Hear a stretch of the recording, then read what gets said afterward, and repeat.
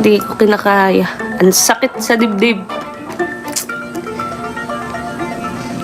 Alam niyo po ba yung manggigigil ka na lang kasi hindi maganda yung sinasabi sa magulang mo.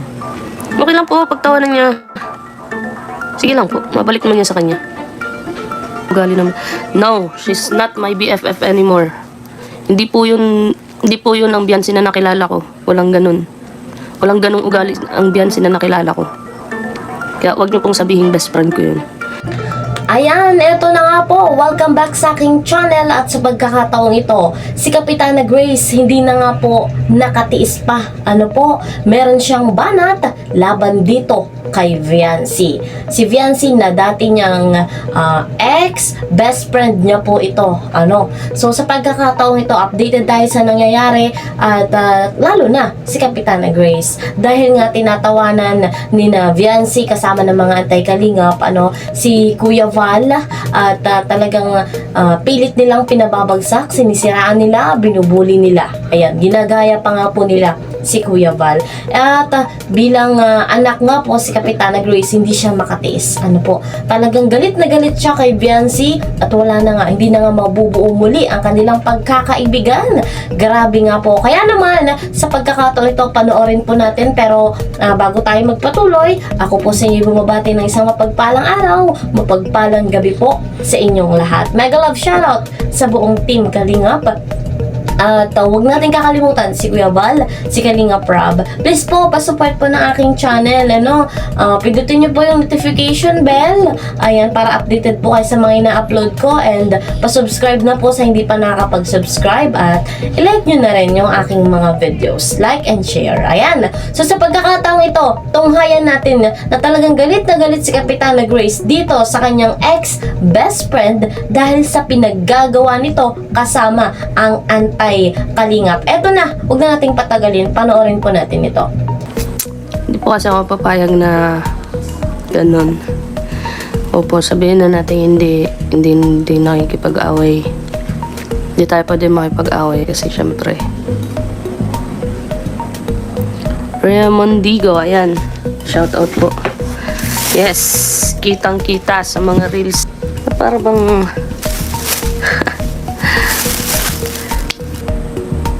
ang pangit lang magsalita, no? Kasi di natin alam ang mangyayari, pero sobra na eh. Good afternoon din po, mga Corazon.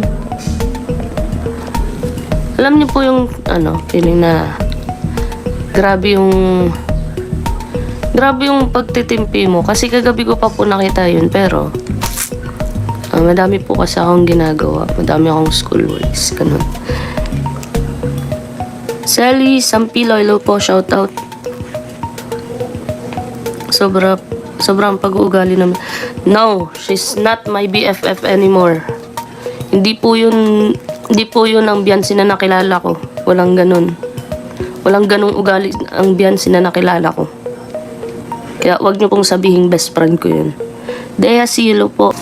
Kaya nga po hindi na rin ako nakapagpigil kasi sabi ko kagabi pa talaga dapat, kaso anong oras na po yun 2 AM na po ata yun. Gusto ko talaga mag-live, pero pinigilan ko pa yung sarili ko kasi anong oras na din at baka hindi na din ako patulugin ng kabadtripan ko.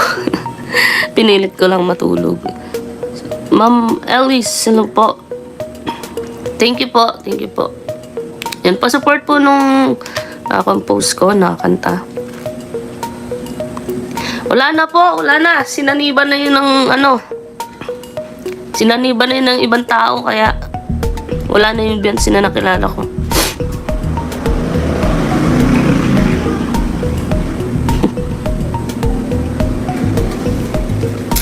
Grabe.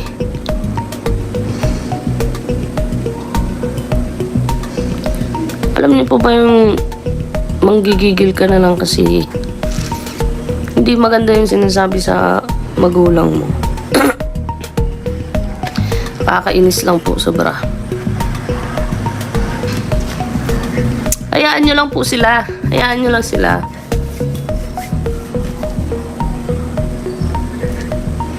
Hayaan nyo lang po silang maggagaganyan. Kasi may araw din naman po yan. Hindi naman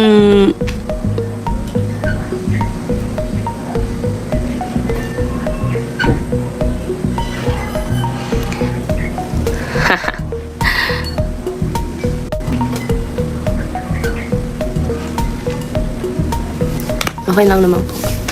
Hindi po kasi ako papayag ng ganon. Sorry po sa boses ko kasi masama po ang pangaramdam ko pero hindi na kaya ng ano ko. Hindi na po kaya ng tawag nito. Hindi na kaya ng sarili ko na manahimik lang. Opo, nasasaktan ako kasi nasasaktan ako kasi sobra na yung ginagawa nila kay Papa. Hindi na po maganda.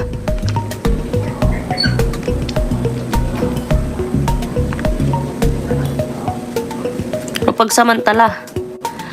Sige, sabihin mo muna kung paano mapagsamantala.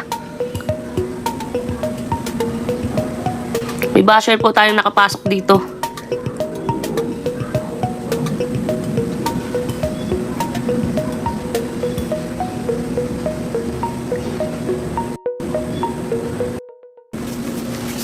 Wala po eh. Nagbago na rin ako. Nagbago na rin po ako.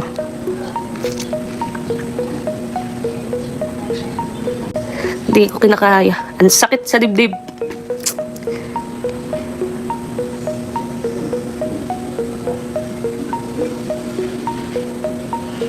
Sponsor po ang gumagastos. So, paano mo po masasabing sponsor ang nagagastos? Paano niyo po masasabi? Samantalang halos lahat ng sahod nila papa nila kuya sa kanila na pupunta.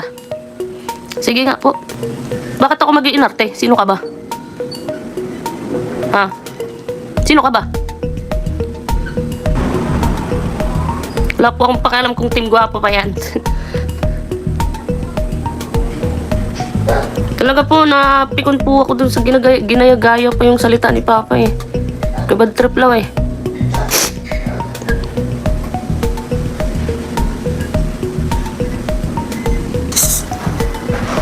Ay nako. Macho, alam mo, gusto lang bumaba ang pagkatao niya. Totoo po. Lahat naman po ng ginagawa nila, nakakababayan ng ano. Lalo na kung may tinatapakan kang tao. Okay lang po, pagtawanan niya. Sige lang po, mabalik naman niya sa kanya.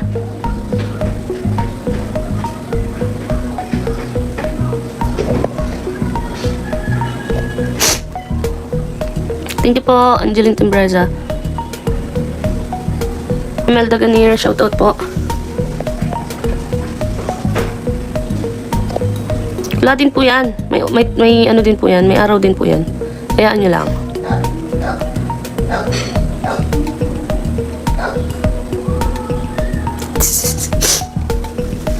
Grabe po talaga.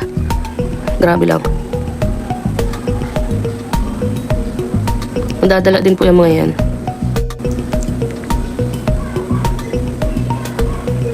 Ayoko po sanang ano eh, kasi madami pa akong iniisip.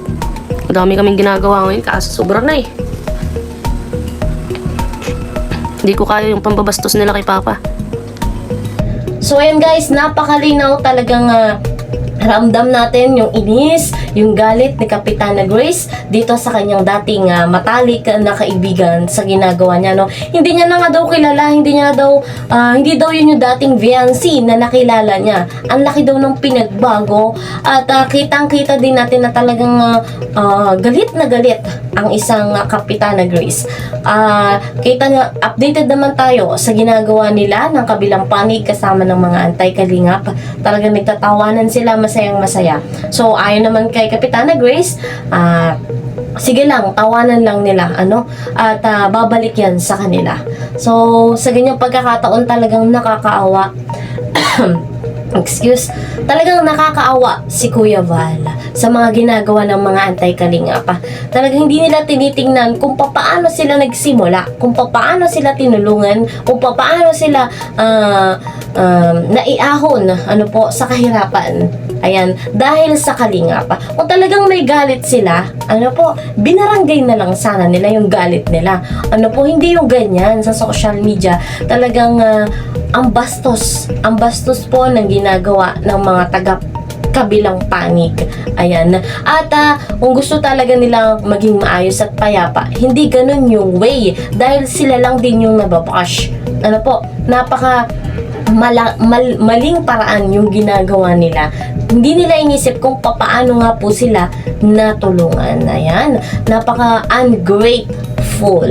So, si Kapitana Grace, ayan, kita nyo yung reaction niya, yung pagkainis niya, yung pagkagalit niya, halos maluha-luha nga, kaya lamang ay may pumasok nga pong antay doon sa kanyang live. Kaya naman ay talagang inis si Kapitana Grace. So, hintayin lang natin kung ano magiging resulta sa kung ano pa ang balak at plano ni Kuya Val. Ayan, susuportahan natin 100%. So, ano pa nga bang dapat nating hintayin? Marami, lalo na sa vlog ni Kalinga Prab. Chill-chill lang tayo, i-marathon natin lahat ng vlog ni Kalinga Prab dahil saksi tayong buhay sa napakaraming beneficiary na tinutulungan po nila. Ayan, hanggang dito na lamang. See you po sa next video. Bye-bye!